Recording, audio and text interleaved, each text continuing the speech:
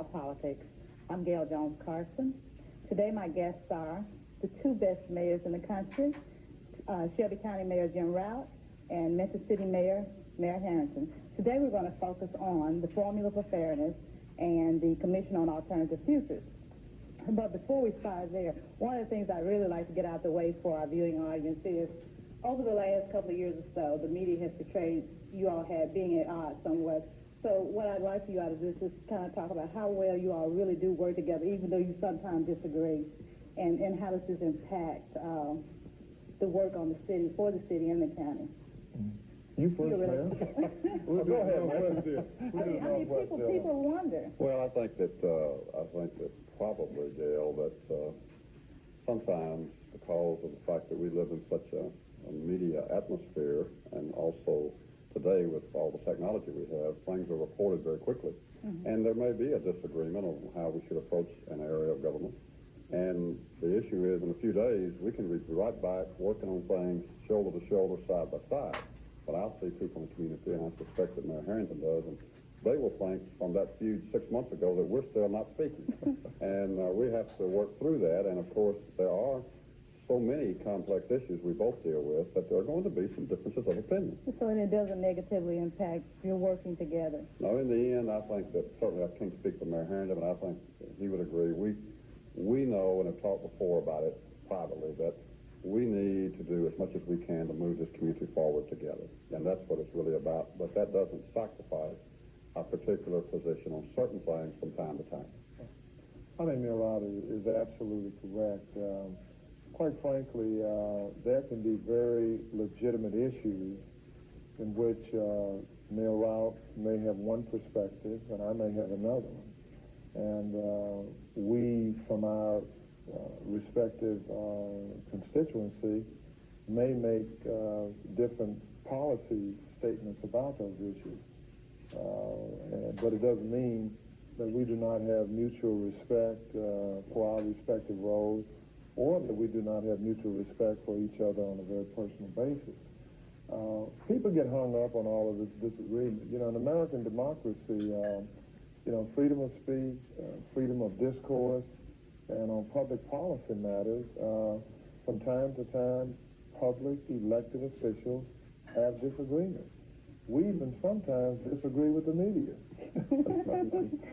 Well, I agree, but I've found that a lot of times in Memphis, that when people disagree, they want to walk away and hate each other and all of that. But anyway, moving on to a couple of years ago, we had this annexation and incorporation issue, which was really hard for Memphis and Shelby County and the rest of the state. And consequently, as a result of Chapter 98, basically would have negatively impacted Memphis. And Mayor Herenton, you went and you fought this bill, and you went all the way up to the Tennessee Supreme Court. You won. And during this time, you came up with a formula for fairness. Can we just kind of touch on that, because that really brings us up to today, but we got to touch on the past to talk about the Commission on Alternative Futures. Okay. First of all, let's talk about Chapter 98. Obviously, from my perspective, the creation of 12 additional municipalities creating a ring around the city of Memphis would have choked Memphis' ability to grow in the future. So obviously we had to contest that. The formula for fairness really, I think, was out of our both mutual interest to kind of reconfigure the tax burden across Shelby County.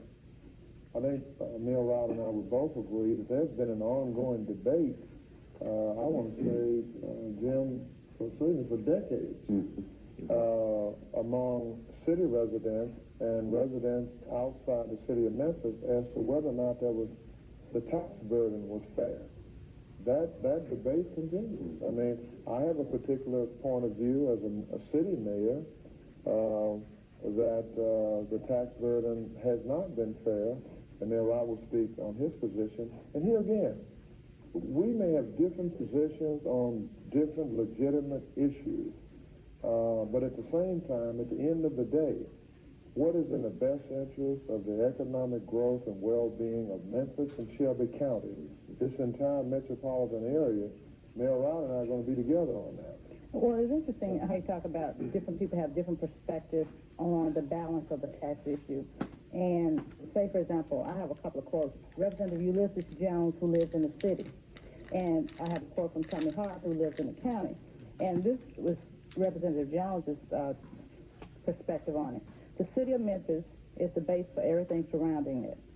The city's taxpayers, those people they call least in North Memphis, South Memphis, and White Haven, are directly responsible for those outlying areas existing because of their tax dollars to pay for water and sewer lines out there. The people in Memphis are paying the brunt of that and have been doing so for years.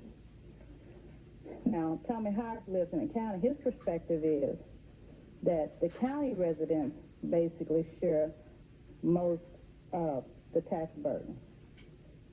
And he says, for example, city residents are paying less than they should for such items as schools, jails, and regional medical center at Memphis.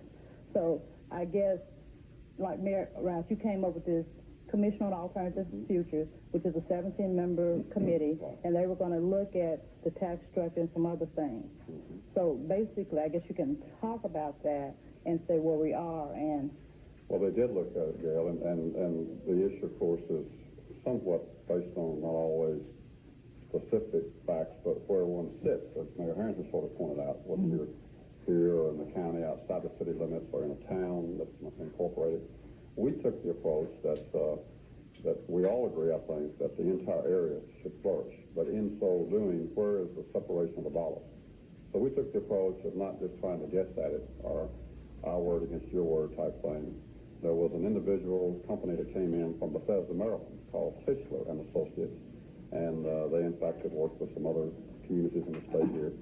And they came highly recommended, and we said, just tell us, because we don't think that what we're hearing is right, but it's not going to do any good if we continue to tell it because it won't have the credibility.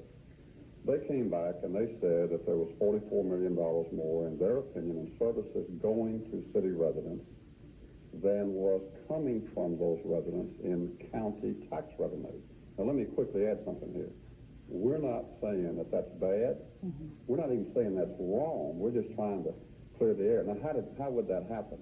Well, basically it would happen because one of the way that the schools, as Mayor Herenton and I've talked a lot lately about how the schools are funded.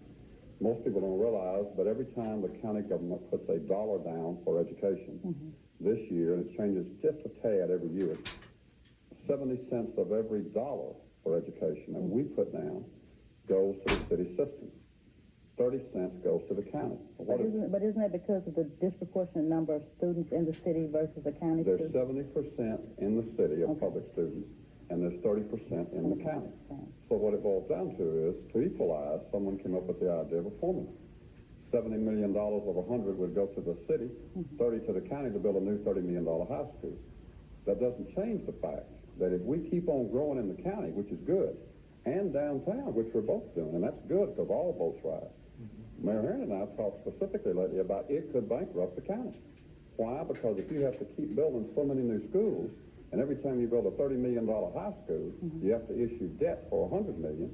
It doesn't take long to run that debt up to where all the citizens are affected, whether they live in Germantown, Hickory Hill, or what. But back to the issue of how do we get out of balance like that.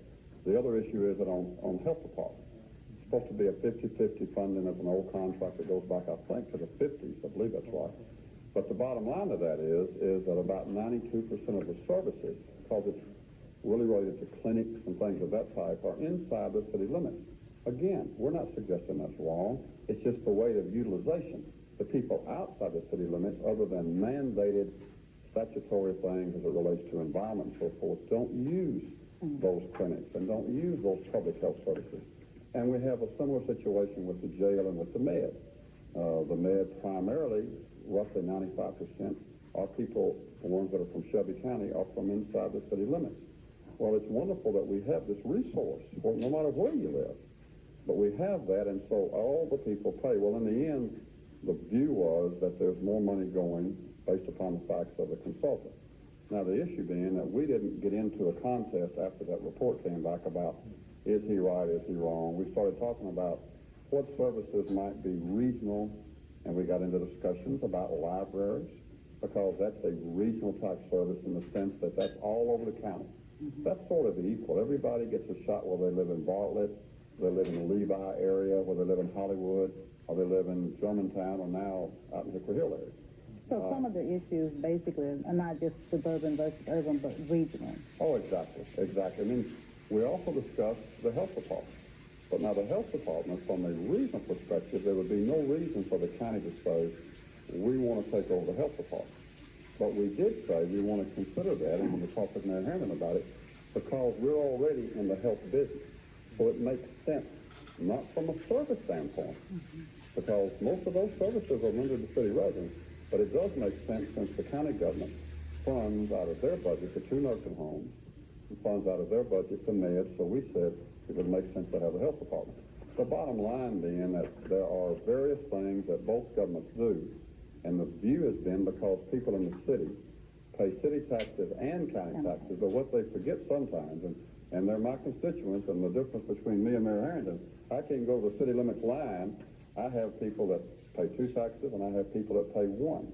Well, let me ask you, the residents of like Bartlett and Germantown, Sure. and others, do they pay a city tax and do they pay a county tax? Yes, they sure So do. they pay 2 taxes also? That was the point I was going to make. They do pay 2 taxes, and what it boils down to is that for that, there are certain things that the city provides, Mayor Herenton's administration, for the city taxes he receives from those revenues, rather. And the same way as Bartlett Mayor, the same way as the Kaiser Mayor, things that they provide. We, as an umbrella sort of tax, furnish the courts to a great degree, the jail, the prison, the only prison in town, the med, and those types of things. So there's a differentiation So here. when you say we, are you saying that the county taxes, the taxes that everybody, Memphis, Bartlett, everybody, that Sure. one tax, that funds the jails and the justice system? That's right. Okay. And the schools, And the schools. which is majority of it going to city schools, but that doesn't matter. It's still the umbrella that's funding that need for schools and education. Okay. What you really get in is the whole question of tax equity, who pays and who benefits. I mean, that's Right. basically Right. what you get at. But wouldn't it change in certain areas? Like, for example, you were saying, like, in the city, some people are going to use maybe like the med more because it's in the city. But wouldn't there be some areas, some services in the county that the county residents use more than the city, but that's just based on location?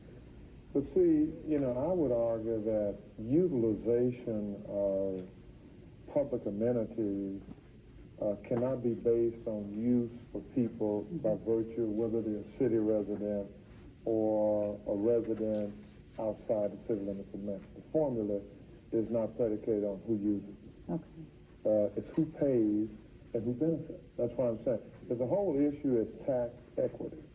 And this debate, quite frankly, didn't start with Mayor Rout and Willie Herenton. That's I want to make that point. This has been it's been an area of debate for decades. And I would imagine it's going to continue. I think the real... Is there a resolution? Well, and we don't want to, people don't want to talk about it, for a long time, and I know, Mayor Rout, that really there's been no real definitive study on the merits of consolidation, and that's part of form of government. I happen to be one who's a strong proponent of a metro or consolidated form of government. Now, if you push me to say, am I certain that a metro form of government would cause a better economy of scales of economics or managing government, I would have to say to you, I have not subjected it to that analysis. Now, there would be some basic notions that I would espouse that one government ought to be more efficient, more effective than a bifurcated government we have. We have 2 executive bodies, we have 2 legislative bodies, but then when you get in the question of pension funds, personnel, would one tax rate, how the tax rate would be set, and who pays this and all that. I think in the long run, Gale, what needs to take place is a very definitive study on the economic benefits or the lack of economic benefits that could be derived from a consolidated form of government. And I think But Mayor what's going to Carson, push hasn't it. a study already been done on that? No, I think, well, you know what I mean, Mayor Rout. Yeah.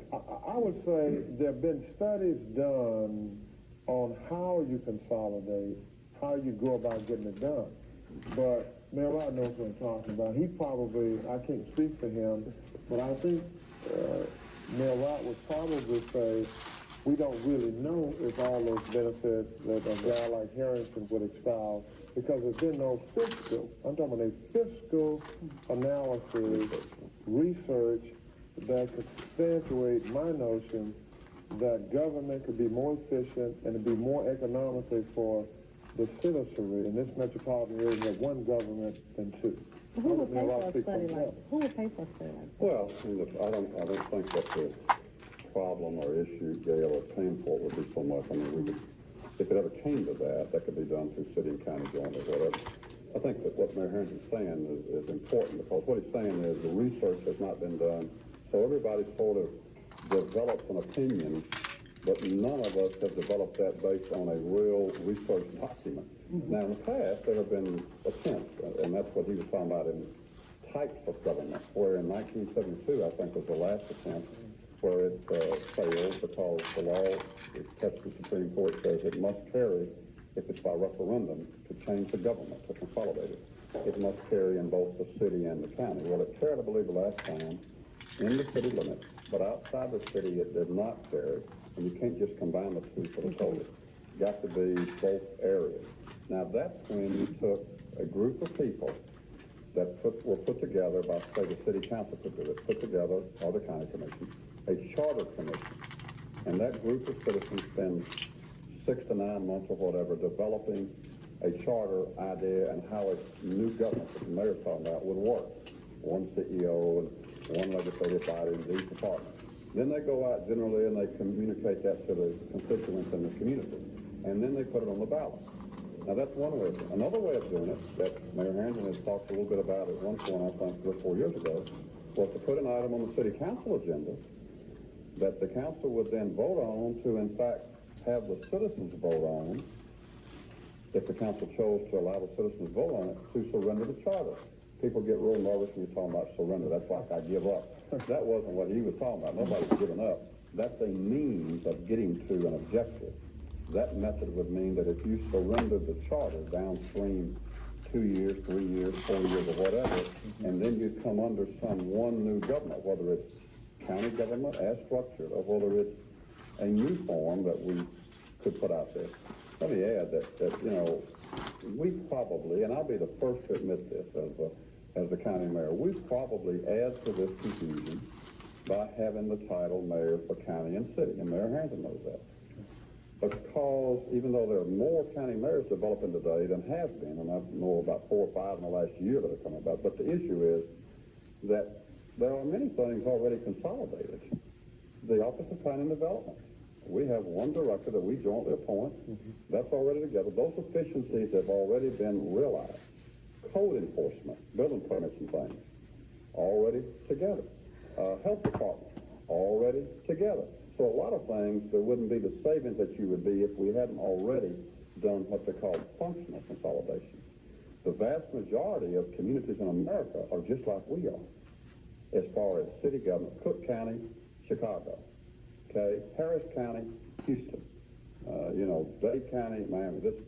But there are those instances where here, because of 2 bodies and with the 2 mayors, it looks like it's more than it is, perhaps. Well, I guess with the consolidation issue, and you saying the city, say for example, the city wanted it, and then you have county residents who don't want it. Right. But isn't that mainly because of the education, the poverty, and the crime, and they don't want to become a part of Memphis? And Well, I'm going to let Mayor Herenton comment on that too, certainly, because he has his view. I think that people many times use perceptions, all of us, in fact, I do, and I think everybody that we all know in our family, use perceptions to make mental decisions or actual decisions in the sense of voicing out that opinion.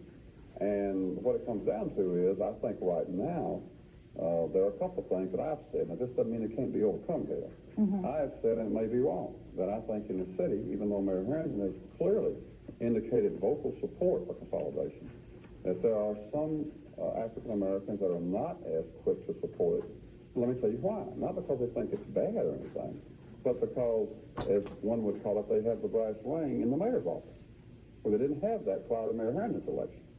Now, when you go to consolidation and you have one government, everybody voting, you dilute, what is it, Mayor, 60% roughly in the city, so it's going to go from 60% African American strength voting bloc down to 50-something or whatever.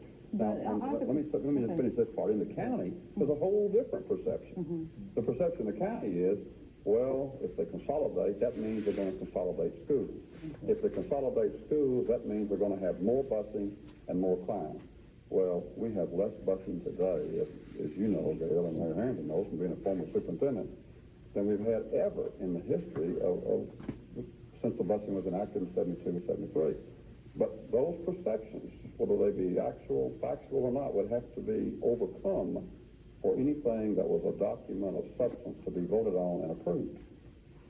I think, I would agree basically what Mayor Rout has just stated. I think very simply, African Americans feel a sense of empowerment. Have an African American mayor, majority African American city council. And Mayor Rout is correct. Some people feel there will be a dilution of the black political empowerment. But all the demographic projections that I have seen clearly indicate that in the next 5 years, roughly about 5 years, African Americans are going to be in the majority countywide. So, but that leaves me. Where is everybody going? Well, I'll tell you where they're going. Where are they going? People are going. I know. They're going to Suffolk County. I know. They're going to Fayette County. They're going to Tipton County. You have different migratory patterns. One we're most familiar with, people moving out of the city to the county, Shelby County. Now they're moving out of Shelby County to Mississippi. I read that 1990 census data showed that the population in the city was decreasing, and for the first time in so many years, we had dipped below 600,000. Okay, so people are leaving the city. Now people are leaving Shelby County, the outlying cities. Why are they leaving? Well, I think that there are a lot of things that we could say about that, and Mayor Herenton has his thoughts, and we all do. I mean, there are a lot of things. Some of it for the wrong reasons. Some of it's racially motivated. I just state it clearly as I can. But black people are everywhere. I know that, but you asked me why. I'm just going to tell you now. I mean, wherever they go, we're going to follow. Well, not me personally, but, But my point is that you have, if you drive out, as he's pointed, if you drive out Highway 64, for example, into Somerville, toward there, before you ever get to Somerville, Oakland and all that, subdivision after new subdivision after new subdivision. If we go from this TV station 15 minutes, 12 minutes south of here, we're in DeSoto County. What do we see? Subdivision after subdivision. Why? That's a hard thing to answer. Maybe they want to get more rural atmosphere. Maybe they want to avoid inspection of a car. Maybe they want to just live out another, I don't know. They all differ, you know what I'm saying? But there are those patterns, as the mayor pointed out, that are there. And I might also add, though, that we have a growing middle class African-American population outside the city limits, but inside the county of Shelby. My neighborhood that I live in, right out here between Old Germantown Road and Hacks, is probably 40% African-American, and we have community association or neighborhood association. We have parties at Christmas. My home, it was open, and we have a great neighborhood, and we all work together. And I must also add, and I have never told Mayor Herenton this, I shouldn't get on TV and do it, the guy that came to take the census for being Neshoba, the town of Neshoba, was one of my black neighbors. And his point was, we just want to be left alone. Now, that doesn't have anything to do with the merits of what Mayor Herenton went to Nashville on. But he said, I want to have a safe place for my kids and my grandkids. Now, what did that tell me? That said that what you said a minute ago, or he said about crime, safety, be it factual or perception, in that gentleman's mind, when he came to take that, he was into that movement because he perceived that. We only got a couple minutes left, and I want to touch on a couple things before we go. Let me give you a hypothetical. If there was only one thing that you both had to come together and work on for Memphis and Shelby County, one thing you both had to agree on it, what would it be? Well, I think we're both going to give you the same answer because it drives everything that occurs, and that's economic development. I think Mayor Rout and I are great team players in promoting the economic growth and well-being of this entire metropolitan area. I mean, that's the principal leadership role that we exert, and I think we form a great team, and I will expand that team even to our governor. Mm-hmm. I think we are a great trio when it comes to economic growth and development. If you do not have the economic growth and development, the city suffers, the suburban area suffers, and then the quality of services, municipal, county services, they decrease. So I think that's where we would come squarely, always in front, united. And let me say this in relation to that. To support that we not only do that, and we are a good team, regardless of disagreements at times, the state had a record year, $5.5 billion in 98 of economic development. That means private money, Gale, put in, jobs created, $5.5 billion. But this community of Memphis and Shelby County had a record year, and of that 5.5, they had 1.4 right here. So we're well over 20-some-odd% of the state. I think the second thing it does as a spinoff is, with a black city mayor and a white county mayor, whether we want to get out here and acknowledge it publicly or not, hopefully it demonstrates the ability to work together, which should hopefully ease some racial concerns, some racial tensions, and let people see that if you are a team, as Mayor Herenton pointed out, if you put aside Democratic and Republican labels for the time of the purpose of doing economic development, whether it's the governor's Democrat or Republican or we are, you can work together and accomplish something, and I think that's what we're trying to say. Before we leave, I need to know, where are we with the results of the Alternative Futures Committee? Well, very quickly, where we are with that, they came to some recommendations, and those have been put into writing, and Mayor Hanson's administration and his lawyers and our lawyers, I told them the other day, we got to get these lawyers out of this, or we're never going to get this thing resolved, but it's a ticklish issue because you got lots of contracts involved. There are documents prepared, and there are discussions being held, and Rick Masson from the city side, Jim Kelly and Tom Jones from the county side. How long will it take? I don't have an answer to that, and I don't know that he does. There's some issues that are still on the table we need to resolve, and I think Mayor Rout is correct. I think we probably have to resolve and get the lawyers out of it. And we like lawyers, but you know. Well, Mayor Herenton, before we leave, I got one question to ask. A lot of people want to know who the next city mayor is going to be. Are you going to run for re-election? I'm not going to run for re-election. Let me say this. I enjoy immensely serving the citizens of Memphis, and we continue to reevaluate, what our future will be in terms of public service. And let me say I'm enjoying what I'm doing, and in a matter of a few months, Gale, our intentions will be clearly communicated to all of Memphis. Mayor Herenton, I thought you had announced that you were running for re-election. Now, Mayor Rout, are you going to be taking a part in any of the city elections as county mayor this year? Well, it's too early to speculate on that. Let me say this, that Mayor Herenton and I have not taken part as such in our elections since we've both been elected, but we've both been around when it came time, election night, or when it came time for swearing in, and we show that support through that effort. I think he's right. It's not the right time to make those announcements and to get into all of that. But on the other hand, the issue is that we both enjoy our job. And we both enjoy doing what we do, and hopefully we do it relatively well, and if not, the people will get rid of us. All right, it's time to go. I'd like to thank my guests, County Mayor Jim Rout, City Mayor Willie Herenton. Thank you for watching Memphis Style Politics.